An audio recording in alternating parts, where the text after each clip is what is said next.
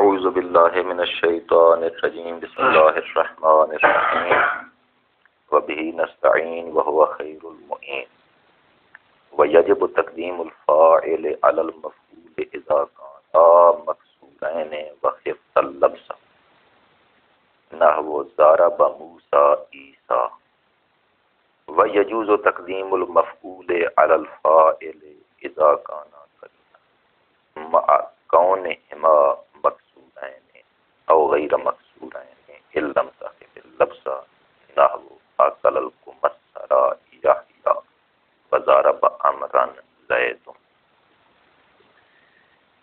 ہم فاعل کی بحث پڑھ رہے تھے، فاعل کی تعریف ہم نے پڑھ لی اور اس کے کچھ احکام بھی پڑھ لیے۔ اس کے بعد ارشاد فرماتے ہیں کہ فاعل ایک ہوتا ہے فاعل، ایک ہوتا ہے مفعول بہ۔ تو فعل کے لیے فاعل کا ہونا ضروری ہوتا ہے۔ اگر فعل متعدی ہو تو ساتھ مفعول بہ بھی ہوتا ہے، اگر فعل لازم ہو تو صرف فاعل ہوتا ہے، مفعول بہ اس کا نہیں ہوتا۔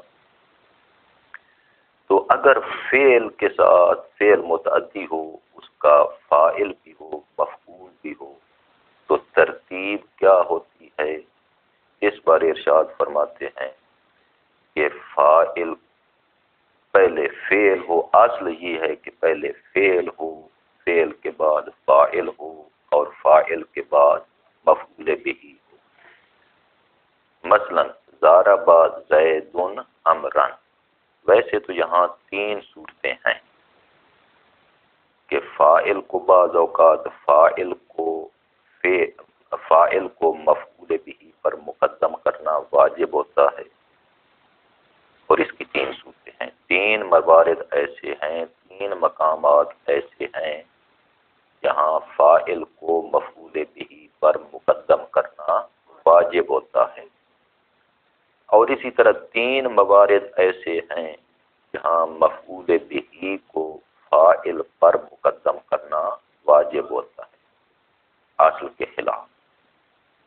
اصل تو یہ ہے نا کہ فاعل مقدم ہو مفعول بہ مؤخر ہو، لیکن اس کے خلاف ہوتا ہے بعض اوقات، اور وہ تین موارد ہیں کہ مفعول بہ کو فاعل پر مقدم کرنا واجب ہوتا ہے۔ تو یہ کل کتنے موارد بن گئے؟ 6۔ تین موارد میں فاعل کو مقدم کرنا واجب مفعول بہ پر، اور تین موارد ایسے ہیں کہ جہاں مفعول بہ کو فاعل پر مقدم کرنا واجب۔ کل 6 ہو گئے۔ ان 6 موارد کے علاوہ اگر آپ چاہیں تو فاعل کو مقدم کر لیں، اگر چاہیں تو مفعول بہ کو مقدم کر لیں۔ مثلا ضرب زید عمرا، یہ بھی آپ کہہ سکتے ہیں، یا ضرب عمرا زید، یہ بھی آپ کہہ سکتے ہیں۔ تو وہ جہاں فاعل کو مقدم کرنا واجب ہوتا ہے اس کے 3 موارد ہیں، ان میں سے صرف ایک کا انہوں نے ذکر کیا ہے، باقی کا ذکر نہیں کیا چونکہ کتاب مختصر ہے۔ اور اسی طرح جہاں مفعول بہ کو مقدم کرنا واجب ہے اس کے 3 موارد ہیں، ان میں سے ایک کا انہوں نے ذکر نہیں کیا۔ انشاءاللہ وہ تفصیلات سمدیہ میں پڑھیں گے۔ اب جتنے انہوں نے یہاں لکھا ہے اس کے مطابق یہ ہے کہ فاعل کو مفعول بہ پر بعض اوقات مقدم کرنا واجب ہوتا ہے، جن میں سے ایک مورد یہ ہے کہ جب فاعل اور مفعول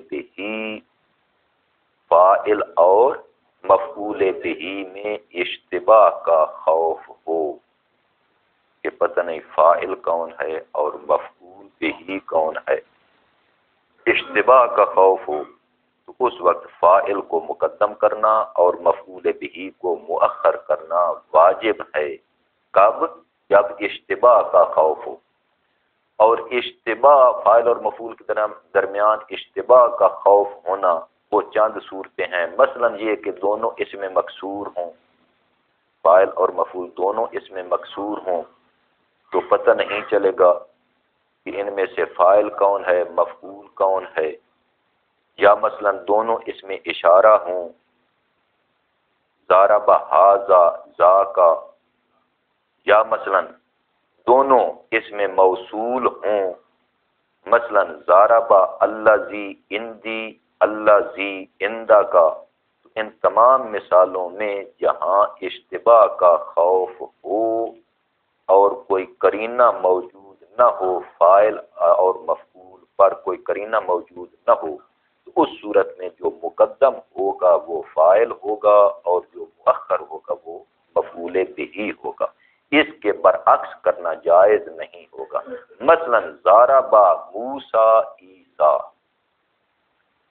تو یہ دونوں اس میں مکسور ہیں، لہذا جو پہلا ہے موسیٰ وہ فاعل ہے اور جو دوسرا ہے عیسیٰ وہ مفعول بہ ہے، یا دونوں اسم یا متکلم کی طرف مضاف ہوں، مثلا ضاربہ خالی عمی، میرے ماموں نے مارا میرے چچا کو، تو یہ خالی یہ فاعل ہے اور عمی مفعول بہ ہے، یا ضاربہ الذی عندی الذی عندہ کا، تو یہ الذی عندی جو مقدم ہے اس میں موصول ہے، یہ فاعل اور الذی عندہ کا یہ مفعول بہ ہے۔ تو پہلا تو فاعل کو مقدم کرنا واجب ہوتا ہے کب؟ جب فاعل اور مفعول کے درمیان اشتباہ کا خوف ہو اور قرینہ موجود نہ ہو فاعل یا مفعول پر۔ اگر قرینہ موجود ہو تو پھر اگرچہ دونوں کے درمیان اشتباہ کا خوف ہو، یعنی دونوں اس میں مکسور ہوں مثلا، لیکن ایک پر قرینہ موجود ہو تو پھر اشتباہ برطرف ہو جائے گا، اشتباہ کا خوف نہیں رہے گا، تو اس صورت میں مفعول کو مقدم کرنا جائز ہے۔ اگر قرینہ موجود ہو تو پھر اشتباہ نہیں رہے گا، جب اشتباہ نہیں رہے گا تو پھر فاعل کو مقدم کر لیں تو بھی ٹھیک ہے، مفعول بہ کو مقدم کر لیں تو بھی ٹھیک ہے۔ مثلا آکلا یحیی الکمثرہ، یہاں یحیی فاعل ہے اور الکمثرہ مفعول بہ ہے، اور دونوں اس میں مکسور ہیں، اگر یہاں کمثرہ کو مفعول بہ کو مقدم کر دیں اور یحیی کو فاعل کو مؤخر کر دیں اور یوں کہیں اکل الکمثرہ یحیی، تو یہ صحیح ہوگا۔ کیوں؟ اس لیے کہ یقین ہے، ہمیں پتہ ہے، عقل یہ کہہ رہی ہے کہ ناشپاتی کو یحییٰ نے کھانا ہے، نہ یحییٰ کو ناشپاتی نے۔ ناشپاتی کھانے والی چیز نہیں ہے کہ وہ کھائے گی، بلکہ کھائی جانے والی چیز ہے۔ تو یہاں چونکہ قرینہ موجود ہے، یا مثلا قرینہ یہ قرینہ عقلیہ ہوگا یا قرینہ لفظیہ ہو تو بھی مفعول بہ کو مقدم کرنا جائز ہے۔ قرینہ لفظیہ کیا؟ مثلا یہ کہ اعراب ظاہر ہو، فاعل اور مفعول دونوں کا اعراب ظاہر ہو تو وہ قرینہ لفظی ہے۔ مثلا ضارب زید امرا، اس میں آپ کہہ دیں ضارب امرا زید، تو تقدیم جائز ہے۔ خلاصہ یہ بن گیا کہ فعل کو ذکر کریں پہلے، اس کے بعد فاعل کو اور اس کے بعد مفعول بہ کو۔ اگر فاعل اور مفعول بہ کے درمیان اشتباہ کا خوف ہو اور قرینہ ایسا نہ ہو جو ان کے اشتباہ کو ختم کر سکے، نہ قرینہ لفظی ہو نہ قرینہ عقلی ہو، تو پھر فاعل کو مقدم کرنا واجب ہے، کیونکہ اگر آپ مفعول کو مقدم کریں گے تو مراد برعکس ہو جائے گی۔ یہ تھی ایک بات۔ اس کے بعد ارشاد فرماتے ہیں کہ بعض اوقات فعل کو حذف کرنا بھی جائز ہوتا ہے، البتہ جہاں بھی حذف کریں گے وہاں کوئی قرینہ موجود ہو تو تب حذف کرنا جائز ہے، بغیر قرینہ کے حذف جائز نہیں ہوتا۔ تو فعل کو حذف کرنا جائز ہوتا ہے جب اس کے حذف پر کوئی قرینہ موجود ہو۔ مثلا کوئی آدمی کہتا ہے، آپ سے کہتا ہے کوئی آدمی کہ من کالا، کس نے کہا ہے؟ تو آپ جواب میں کہہ دیں زیدن، تو جہاں آپ نے فعل کو حذف کر دیا تو قرینہ اس قرینہ مقالیہ سے، گفتگو والے قرینہ سے سیاق و سباق جو ہے کلام کا، اس سے سمجھا جاتا ہے کہ کالا محذوف ہے، کیونکہ ایک آدمی کہہ رہا ہے کہ من کالا، کس نے کہا ہے، تو اس کا مطلب یہ نہیں ہے کہ کوئی آدمی کہے جواب میں کہ زیدن، تو اس کا مطلب یہ ہو کہ زید نے کھایا ہے یا زید نے مارا ہے، نہیں، وہ یہی کہے گا، اس کے سوال کے مطابق جواب معذوف، فعل کو معذوف کیا ہے، گویا کہ کالا زیدن ہے۔ اور بعض اوقات فعل اور فاعل دونوں کو اکٹھا حذف کرنا یہ بھی جائز ہوتا ہے۔ مثلا کوئی آدمی کہتا ہے قام زید، قام زید، کیا زید کھڑا ہے، تو آپ جواب میں کہہ دیں نعم، تو اس کا مطلب یہ ہے کہ آپ گویا کہ کہہ رہے ہیں نعم قام زید، تو قامہ کو بھی حذف کیا، زید کو بھی حذف کر دیا، فعل اور فاعل دونوں کو حذف کر دیا گیا۔ اب فرماتے ہیں کہ بعض اوقات صرف فاعل کو حذف کرنا بھی واجب ہوتا ہے، بعض اوقات فاعل کو حذف کرنا واجب ہوتا ہے، نہ حذف کیا جاتا ہے، یعنی حذف کرنا جائز ہوتا ہے، بعض اوقات فاعل کو حذف کیا جاتا ہے، فاعل کو حذف کیا جاتا ہے۔ ہم نے شرح میں عوامل میں یہ پڑھا تھا کہ لا يجوز حذف الفاعل بخلاف المفعول به فإن حذفه جائز۔ فاعل اور مفعول میں جو فرق ذکر ہوئے تھے ان میں سے ایک فرق یہ تھا کہ فاعل کو حذف کرنا جائز نہیں ہے کلام سے، بخلاف مفعول به کے فإن حذفه جائز، کے مفعول به کو حذف کرنا جائز ہوتا ہے، مگر یہاں ہدایہ میں یہ فرما رہے ہیں کہ فاعل کو حذف کرنا جائز ہوتا ہے، کبھی فاعل کو حذف کیا جاتا ہے، تو کیا یہ حذف کرنا جائز ہوتا ہے؟ فرماتے ہیں ہاں، اس صورت میں حذف کرنا جائز ہوتا ہے کہ جب مفعول به کو اس فاعل کا قائم مقام اور نائب بنا دیا جائے تو پھر حذف کرنا جائز ہوتا ہے، ویسے حذف کرنا جائز نہیں ہوتا۔ اور یہ اس صورت میں ہوتا ہے کہ جب فعل مجہول ہو تو اس فعل مجہول کے فاعل کو حذف کر دیا جاتا ہے، اور جو مفعول بھی ہوتا ہے اس کو قائم مقام فاعل بنا دیا جاتا ہے۔ مثلا یہ ہے نا مثال کہ ضرب زید امرن، تو یہاں فاعل کو حذف کر دیں، فعل مجہول ہو، جب ہو جائے گا مجہول تو بن جائے گا ضرب امرن، جو اعراب فاعل کا ہوتا ہے وہی اعراب مفعول بھی کو دیا جائے گا، کیونکہ وہ فاعل کا اب نائب ہے، قائم مقام ہے، تو جتنی خصوصیات فاعل کی تھیں اب وہ سب اس مفعول بھی کی ہو جائیں گی، جو مفعول بھی فاعل کا نائب اور قائم مقام بن چکا ہے، وہ سب اس کے اعزازات ہو جائیں گے۔ مثلا یہ کہ جس طرح فاعل ضمیر ہو سکتا ہے، اسی طرح نائب فاعل بھی ضمیر مستتر ہو سکتا ہے، جس طرح فاعل مؤنث حقیقی ہو، فعل اور فاعل کے درمیان کسی شے کا فاصلہ نہ ہو تو فعل کے ساتھ علامت تانیث کا ذکر کرنا واجب ہوتا ہے۔ اسی طرح نائب فاعل اگر، جو کہ مفعول بھی تھا، اگر وہ نائب فاعل بن جائے اور وہ مؤنث حقیقی ہو، اس میں ظاہر فعل اور فاعل کے درمیان کسی شے کا فاصلہ نہ ہو تو پھر وہاں بھی فعل کے ساتھ علامت تانیث کا ذکر کرنا واجب ہوگا۔ مثلا یوں ہے کہ ضرب زید ہندن، ضرب زید ہندن، تو زید کو حذف کر دیں، فعل کو مجہول بنا دیں تو کیا بن جائے گا ضربت ہندن، ضرب ہندن نہیں، ضربت ہندن، فعل کے ساتھ علامت تانیث کا ذکر کرنا واجب ہوگا، کیوں؟ چونکہ نائب فاعل مؤنث حقیقی ہے اور فعل و فاعل کے درمیان کسی شے کا فاصلہ نہیں ہے۔ تو اسی طرح دیگر تمام احکام جو فاعل میں آپ پڑھ چکے ہیں، اب میں آپ کو زیادہ تکلیف نہیں دے گا۔ اس کے بعد دوسری قسم ہے مرفوعات کی، مفعول ما لم یسمى فاعلہ، اور یہ اسی سے ہی آگے مسئلہ چل گیا، مفعول ما لم یسمى فاعلہ۔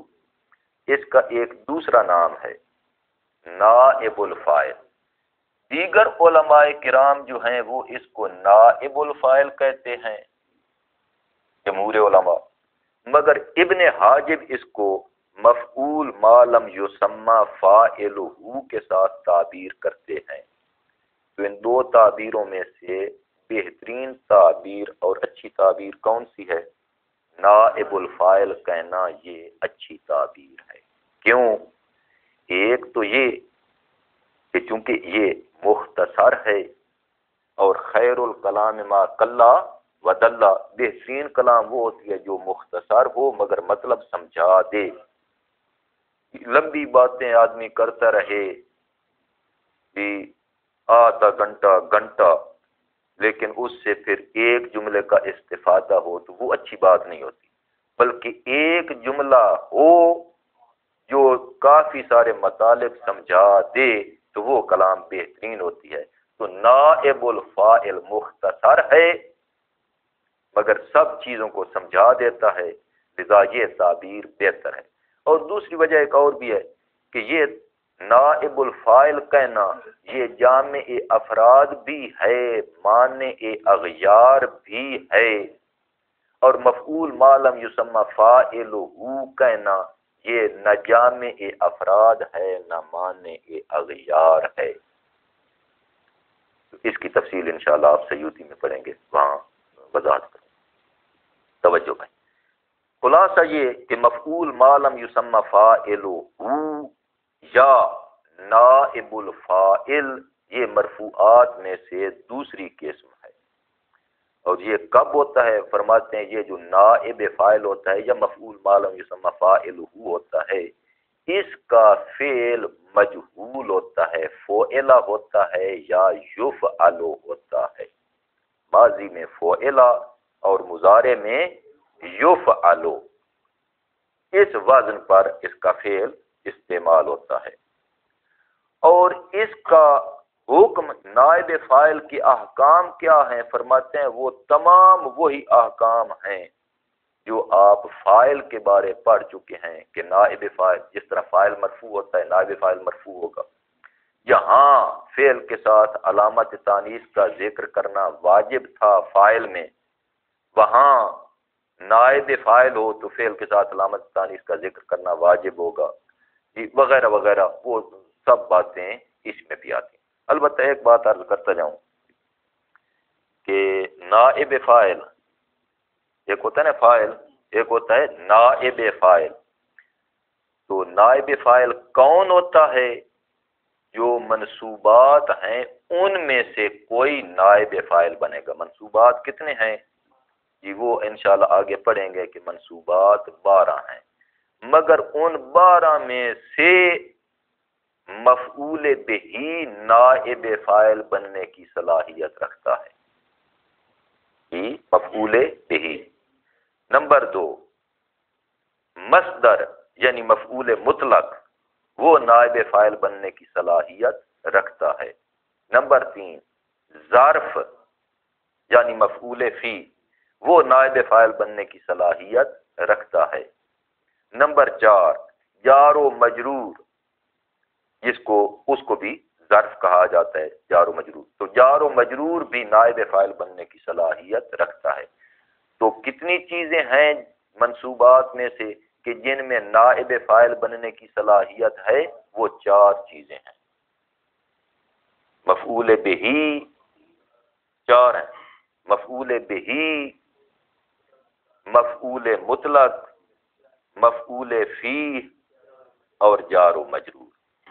یہ 4 چیزیں نائب فاعل بننے کی صلاحیت رکھتی ہیں، مگر یہ بات یاد رہے کہ ان 4 میں اگر اس کلام میں، اس عبارت میں یہ 4 چیزیں موجود ہوں تو پھر نیابت کا حق مفعول بہی کو ہے، باقی 3 نائب بننے کی صلاحیت نہیں رکھتے۔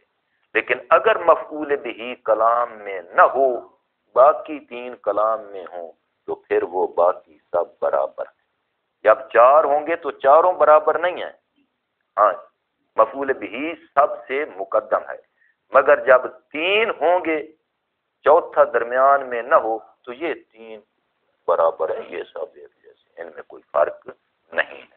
اچھا توجہ بھائی، منصوبات کتنے ہیں؟ انہوں نے کہا ہے کہ 12 ہیں، لیکن ویسے حقیقتاً دیکھا جائے جس طرح کے صاحب سمدیہ کہتے ہیں تو وہ 8 ہیں۔ تو ان 8 میں سے نائب فاعل بننے کی صلاحیت کتنے رکھتے ہیں؟ 4 ایسے ہیں کہ جن میں نیابت فاعل کی یعنی فاعل کا نائب بننے کی صلاحیت ہے، مگر 4 ایسے ہیں کہ جن میں نائب فاعل بننے کی صلاحیت نہیں ہے۔ مفعول لہو نائب فاعل نہیں بن سکتا، مفعول معہ نائب فاعل نہیں بن سکتا۔ اسی طرح انشاءاللہ تفصیلات جو ہیں وہ سمدیہ اور سیوطی میں آپ کے سامنے بیان کی جائیں گی۔ دیکھیں ترجمہ عبارت، وَيَجِبُ تَقْدِيمُ الْفَاعِلِ عَلَى الْمَفْعُولِ، مفعول سے مراد مفعول بہ، واجب ہے فاعل کو مقدم کرنا مفعول بہ پر۔ کب واجب ہے؟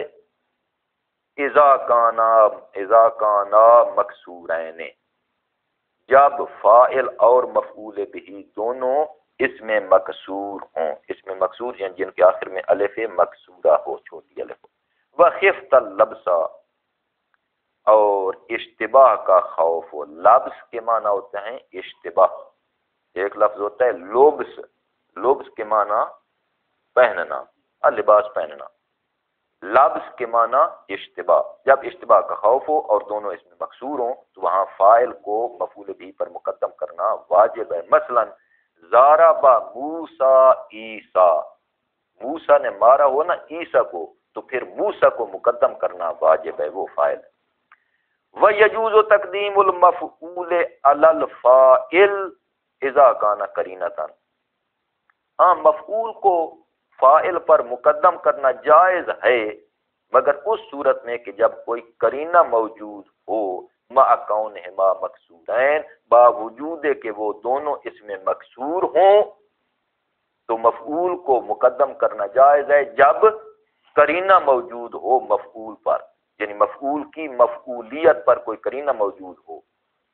مثلا ہاں اکل الکمثرہ یحییٰ، تو اکل الکمثرہ، کمثرہ مفعول بہ ہے، یحییٰ فاعل ہے، دونوں اس میں مکسور ہیں، لیکن چونکہ قرینہ عقلی موجود ہے کہ یحییٰ کھانے والا ہے اور ناشپاتی وہ چیز ہے جو کھائی جائے گی یا کھائی گئی ہے یا کھائی جاتی ہے، تو اس لیے یہاں واضح ہے کہ کمثرہ مفعول بہ ہے اور یحییٰ فاعل ہے۔ او غیر مکسورین، یا دونوں اس میں مکسور نہ ہوں، تب بھی مفعول کو مقدم کرنا جائز ہے، ان لم تخف اللبس، اگر اشتباہ کا خوف نہ ہو بلکہ قرینہ موجود ہو، قرینہ لفظی۔ مثلا ضرب امرن زیدن، تو امرن مفعول بہ ہے اور اس کو زید پر جو کہ فاعل ہے اس پر مقدم کیا، چونکہ یہاں قرینہ لفظی موجود ہے۔ قرینہ لفظی کیا ہے؟ اعراب، کہ امرن۔ وَيَجُوزُ حذف الفعل حیث کانت قرینہ، اور جہاں قرینہ موجود ہو وہاں فعل کو حذف کرنا جائز ہوتا ہے۔ مثلا زیدن، اب زیدن کے فعل کو حذف کیا گیا ہے، کیوں؟ چونکہ قرینہ موجود ہے۔ فی جواب من، اس شخص کے جواب میں کہ جو کہے من کالا، من ضربا، کس نے مارا، تو آپ جواب میں کہہ دیتے ہیں زیدن، آپ کی مراد کیا ہے؟ ضرب زیدن، تو ضرب کو آپ نے حذف کر کے صرف زیدن کہہ دیا، تو حذف کرنا فعل کو جائز ہے۔ وقضا حذف الفاعل والفعل معا، اور اسی طرح فاعل اور فعل دونوں کو اکٹھا حذف کرنا یہ بھی جائز ہے۔ مثلا کوئی شخص آپ سے کہتا ہے اقام زیدن، آپ اس کے جواب میں کہہ دیتے ہیں نعم، صرف نعم کہہ دیا تو گویا کہ آپ کی مراد ہے نعم قام زیدن، تو قام زید کو آپ نے حذف کر دیا، کلام صحیح ہے۔ وقد یحذف الفاعل ویقام المفعول مقامہ، اور کبھی فاعل کو حذف کر دیا جاتا ہے اور مفعول کو اس کا نائب اور قائم مقام بنا دیا جاتا ہے۔ تو گویا کہ بعض اوقات فاعل کو حذف کرنا بھی جائز ہوتا ہے، البتہ وہ 5 موارد ہیں جہاں فاعل کو حذف کرنا جائز ہوتا ہے، تفصیلات آئندہ کتابوں میں۔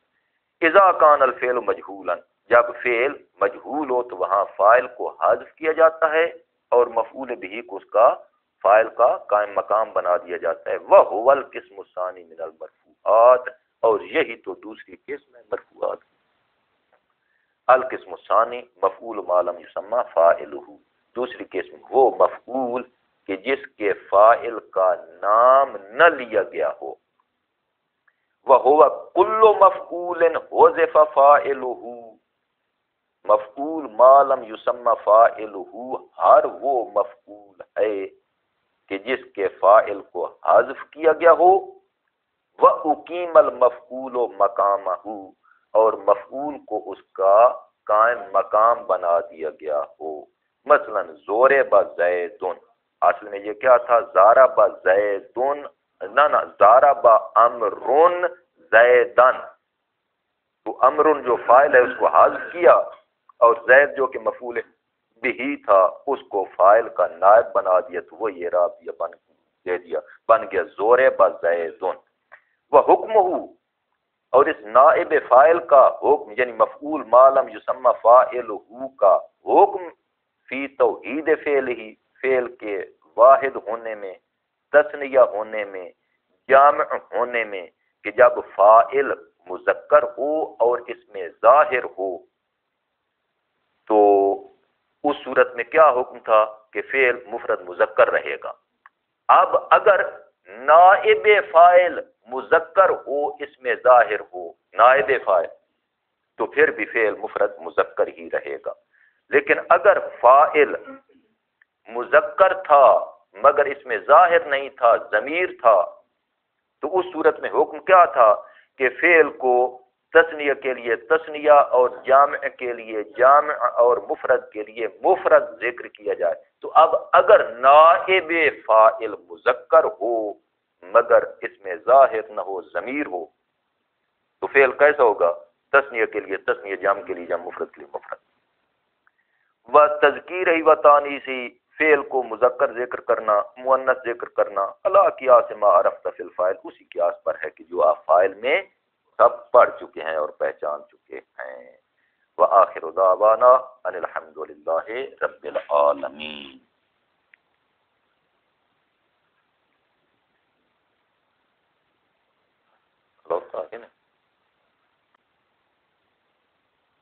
اعوذ باللہ من الشیطان الرجیم، بسم اللہ الرحمن الرحیم۔